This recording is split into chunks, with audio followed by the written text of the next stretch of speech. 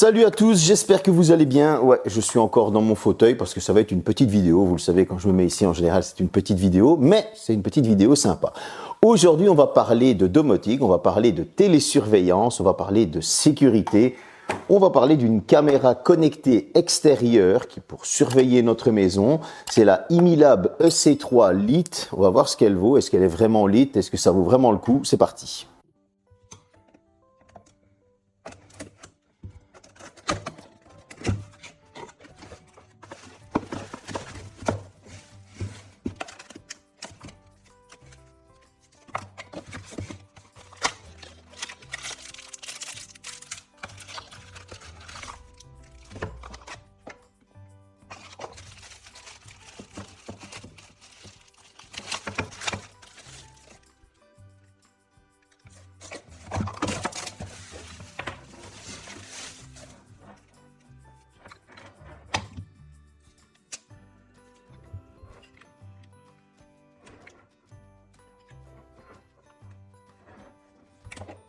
Ben la voici, ben la voilà. Alors, honnêtement, on est sur quelque chose d'hyper simple. Vous avez vu que le déballage était très simple. Alors, on va parler un petit peu du design, hein. Vous le savez, on a l'habitude. Bon, si on regarde sur le bas, là, vous allez avoir deux petites vis cruciformes avec un haut-parleur à côté. Donc, cette petite trappe, vous allez pouvoir mettre une carte micro SD dedans et puis vous vissez. Donc déjà, on a la carte micro SD qui est bien protégée. On a un petit haut-parleur dont on parlera de la qualité un petit peu plus tard. Sur la face avant, un micro, deux lampes LED, forcément la caméra.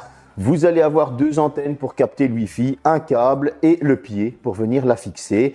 Alors elle se fixe dans le mur, la visserie est comprise. Maintenant au niveau du design, on est sur quelque chose d'assez simple, hein. Je veux dire, on est sur une caméra fixe.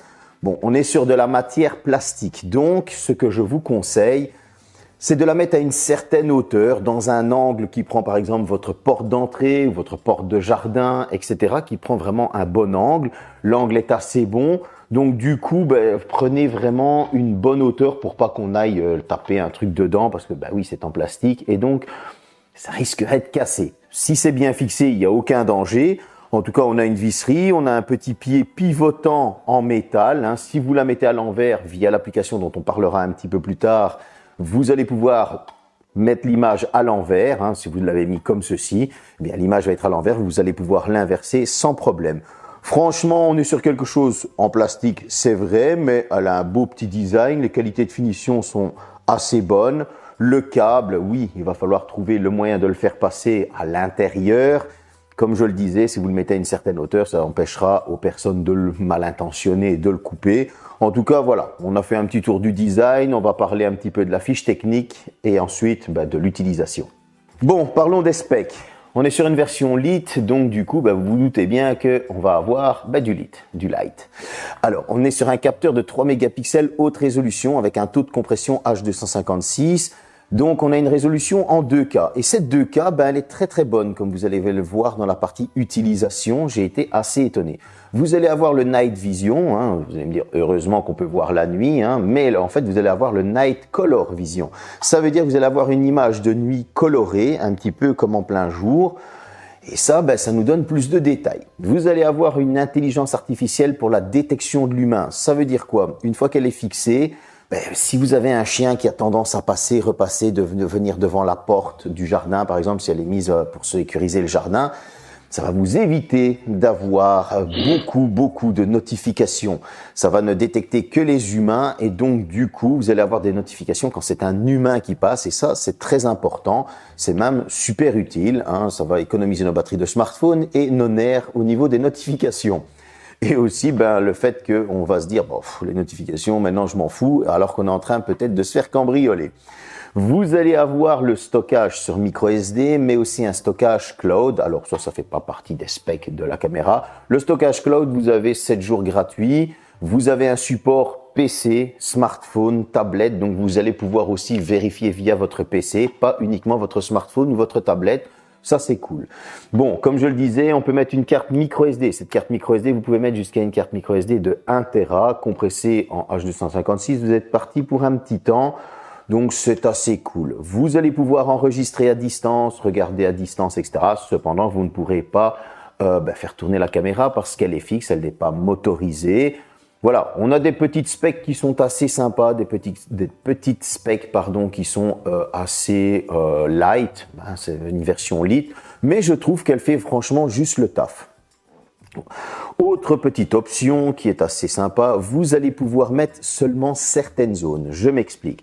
Vous la fixez en direction de la porte d'entrée et par exemple, vous allez avoir tendance, porte d'entrée ou porte de jardin hein, ou fenêtre ou que sais-je, vous allez avoir tendance forcément à sortir de chez vous pour aller faire quelque chose. Comme il y a une détection de l'humain, vous allez avoir une notification comme quoi quelqu'un passe à la porte d'entrée. Or là, c'est un petit peu ennuyeux. Vous allez pouvoir mettre uniquement une zone dans l'image. Donc elle va surveiller cette zone. Si dans cette zone il y a du mouvement et de ça, là vous aurez une alerte. Oh, que dire de plus? Je trouve que c'est assez sympa cette petite option. Ça nous permet aussi d'éviter d'avoir des notifications lorsqu'on sort de chez nous, tout simplement. Bon, maintenant on va passer à l'utilisation. Comme je vous l'avais dit, c'est une petite vidéo assez sympa, mais vous allez voir l'utilisation, elle est très sympa. Au niveau de l'utilisation de cette caméra Imilab EC3 Lite, eh bien j'ai été assez étonné. Tout d'abord, entre le smartphone et la caméra, il y a un différé de 1 seconde. Donc en général, ça c'est franchement pas beaucoup, il faut l'avouer. Ce petit différé peut varier en fonction de votre 4G, 5G, la connexion Wi-Fi, etc., etc. Mais j'ai trouvé que 1 seconde, franchement, c'était vraiment bien réduit. Au niveau du haut-parleur, la personne qui était dehors, ma fille, hein, c'est mon Kobe de test, m'a dit qu'on m'entendait très bien lorsque je parlais à mon smartphone, donc au micro là, dans l'application. Et là, elle m'a dit, non, franchement, on t'entend super clair. Donc, si vous voulez faire une petite alerte, etc. À l'inverse, ma fille qui me parlait par ce petit micro que l'on voit ici, eh bien, idem, j'entendais très clairement ma fille, donc j'ai été franchement étonné. Et on avait positionné la caméra assez haut, elle était à une hauteur de plus ou moins 2,50 m. Ma fille fait 1,60 m, donc ça veut dire que il était à 1 mètre supplémentaire et j'entendais franchement très clairement sa voix. Donc on est sur quelque chose de très bon. L'application est assez simple. Vous téléchargez, vous faites la recherche, vous mettez votre Wi-Fi, votre code Wi-Fi et ça va directement reconnaître l'appareil. Attention qu'il faudra allumer le Bluetooth pour pouvoir détecter la première fois l'appareil. Ensuite, vous coupez votre Bluetooth tout simplement.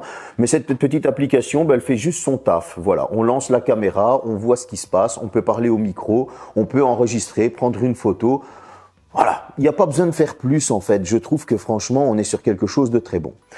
Au niveau maintenant de l'image, eh ben là, c'est le truc que j'ai été le plus étonné. Parce que pour une caméra quand même à 65 €, hein, donc c'est pas énorme. On est sur de l'IP66, donc ça résiste très bien à la pluie, etc. Il n'y a pas de souci. Il n'y a pas besoin de la couvrir, comme on dit. Ben, j'ai été étonné de l'image tout simplement en plein jour. On est clairement sur une image nette, claire, détaillée.